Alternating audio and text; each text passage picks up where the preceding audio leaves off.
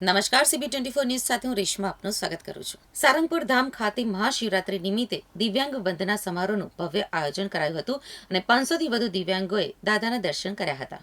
સ્વામિનારાયણ મંદિર વડતાલધામ સંચાલિત સુપ્રસિદ્ધ યાત્રાધામ સાળંગપુર શ્રી કષ્ટભંજન દેવ હનુમાનજી મંદિર ખાતે મહાશિવરાત્રીના પાવન પર્વની અનોખી જ રીતે ઉજવણી કરાઈ હતી. આ અવસરે સમાજના દિવ્યાંગ ભાઈઓ અને બહેનો પ્રત્યે આદર અને સંવેદના પ્રગટ કરવાના ઉમદા હેતુથી દિવ્યાંગ વંદના સમારોહનું વિશેષ આયોજન કરાયું હતું.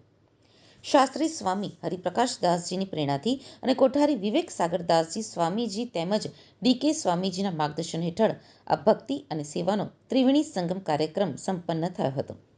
મહાશિવરાત્રી નિમિત્તે શ્રી કષ્ટભંજન દેવ દાદાને શિવ સ્વરૂપના વાઘા ધરાવવામાં આવ્યા હતા તથા સિંહાસનને બ્લુ ડેઝીના ફૂલોથી શિવ સ્વરૂપ થીમ ઉપર દિવ્ય રીતે સજાવવામાં આવ્યું હતું. વિવિધ સંસ્થાઓના દિવ્યાંગ ભાઈ બહેનોને મંદિર આદરપૂર્વક આવકારી લાઇનમાં ઊભા રહ્યા વિના જ સીધા જ દાદાના સુગમ દર્શન કરાવવામાં આવ્યા હતા. દર્શનાર્થે આવેલા તમામ દિવ્યાંગો માટે મંદિર દ્વારા ઉત્તમ ફરાળની વ્યવસ્થા પણ કરાઈ હતી. બાળકો માટે ડીજેના તાલે ગીત સંગીતનું આયોજન કરાયું હતું, જેમાં બાળકોએ મન મૂકીને આનંદ માણ્યો હતો. સંતોએ કિંગ ઓફ સાળંગપુરનું મહાત્મ્ય સમજાવી તમામ દિવ્યાંગોને આશીર્વાદ પાઠવ્યા હતા. આ ભગીરથ કાર્યને સફળ બનાવવા માટે ધર્મેન્દ્ર મહારાજ, પ્રવીણસિંહ, ગૌતમભાઈ તેમજ મંદિરના તમામ સ્વયંસેવકો, ભક્તો અને સિક્યુરિટી સ્ટાફે ખડે પગે રહીને સેવા આપી હતી. આ આયોજન દ્વારા સાળંગપુર હનુમાનજી મંદિર સામાજિક જવાબદારી અને ભક્તિનો એક ઉત્તમ દાખલો બેસાડ્યો છે. સમાજના દિવ્યાંગ ભાઈઓ અને બહેનો પ્રત્યે આદર અને સંવેદના પ્રગટ કરવાના ઉમદા હેતુથી આ કાર્યક્રમનું આયોજન કરવામાં આવ્યું હતું. આજે આ દાદાના દરબારની અંદર આ દિવ્યાંગોને આટલા બધા ખુશ જોઈ આજ મને એવું થાય છે કે હનુમાનજી મહારાજ અને ભગવાન કૈલાસપતિ મહાદેવજી પણ બહુ ખુશ થયા છે. કારણ કે આપણે સૌ માનીએ છીએ કે આપણે સર્વાંગ પૂર્ણ છીએ, આપણે બધું કરી શકીએ છીએ. એ લોકોને ક્યાંક ક્યાંક ભગવાને અમુક ઓછું આપ્યું છે, તો આપણે જો આમની સેવા કરીને એમને જો આશીર્વાદ લઈએ, એમને જો ખુશ કરીએ, કોઈ પણ રીતે આપણે એમને ખુશ કરવા છે તો શું કરવું પડે. એટલે મને એવું થયું કે દાદાના દરબારમાં આવે ને આપણે એનું સ્વાગત કરીએ, આપણે એને જમાડીએ સારું મજાનું, અને ડીજેના તાલે ને ઢોલના તાલે નાચે તો મારો હનુમાન પણ નાચે. હારે આનંદ કેવો હતો બાળકોમાં જ્યારે દાદાના દર્શન કરતા હતા, આનંદ કેવો હતો? આજે એક દિવ્યાંગો ભાઈઓ બહેનો બાળકો વડીલોને અમે દાદાના હાવ નજીકથી દર્શન કરાવ્યા. એને આવતા વેત પહેલાં સરસ મજાનું ફ્રૂટ ને નાસ્તો આપ્યો, પછી એમને અહીંયા સરસ મજાનું સ્વાગત કર્યું, પછી એમની સભા થોડીક કરી, પછી હારામાં હારું એમને આજે શિવરાત્રિ છે એટલા માટે અમે ફરાળ જમાડ્યું અને બધાને મળ્યા, એક એકને પૂછ્યું. એટલે બધા ખૂબ ખૂબ રાજી થયા. આ લોકોના આશીર્વાદ એ જ આપણા જીવનનું ભાથું છે. સ્વામી, જ્યારે બાળકો અને યાત્રિકો સાથે જ્યારે આ દિવ્યાંગ બાળકો પણ ગરબે રમતા હતા ત્યારે એક સંત તરીકે કેવા ભાવથી જોઈ રહ્યા હતા, કેટલો આનંદ હતો? હવે આવા જ્યારે બાળકોને દિવ્યાંગો હોય એને લગભગ ઘણી જગ્યાએ ઘરમાંથી પણ લોકો એનો થોડુંક ઓલું તિરસ્કાર કરતા હોય, પછી પોતાના દીકરા હોય તો એ બહાર મૂકી આવ્યા હોય, અથવા તો સ્કૂલોમાં કે અનાથ આશ્રમમાં કે એવી રીતે બધે મૂકતા હોય છે.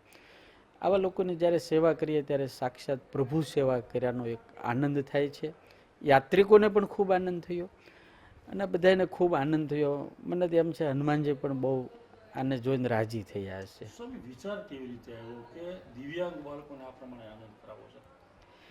આપણે દાદાના દરબારમાં દર વર્ષે મહાશિવરાત્રિ બહુ ભવ્ય ઉજવીએ છીએ. તો આ વખતે અમે વિવેક સ્વામી, અમારે જે કોઠારી સ્વામી છે, એમને મેં કીધું કે આપણે કંઈક એવું કરીએ કે દાદા તો રાજી થાય પણ લોકો પણ આપણને આશીર્વાદ આપે, કે આપણે દિવ્યાંગો જે છે બધાને લઈ આવીએ.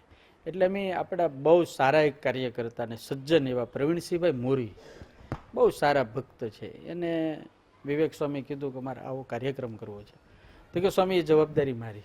એટલે એને લગભગ જ્યાં જ્યાં આશ્રમો છે, જ્યાં જ્યાં આવી સ્કૂલો ચાલે છે, આ લોકોની સેવાનું કામ ચાલે છે, એ બધાનો સંપર્ક કર્યો.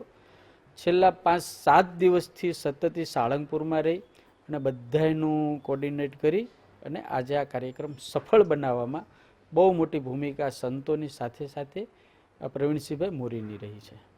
સાળીંગપુર હનુમાનજી મંદિર ખાતે દાદાના દરબારની અંદર દિવ્યાંગોને લાવી અને દિવ્યાંગોનું સન્માન કરવામાં આવ્યું છે. દિવ્યાંગોને દાદાના દર્શન માટેની વિશેષ વ્યવસ્થા સંતો અને પરિવારના સૌ સ્વયંસેવક દ્વારા કરવામાં આવી છે. સરસ મજાની વ્યવસ્થા છે. દિવ્યાંગો આજે અહીંયા આવ્યા છે, દાદાના દર્શન કર્યા છે અને સ્નેહની લાગણી અનુભવે છે.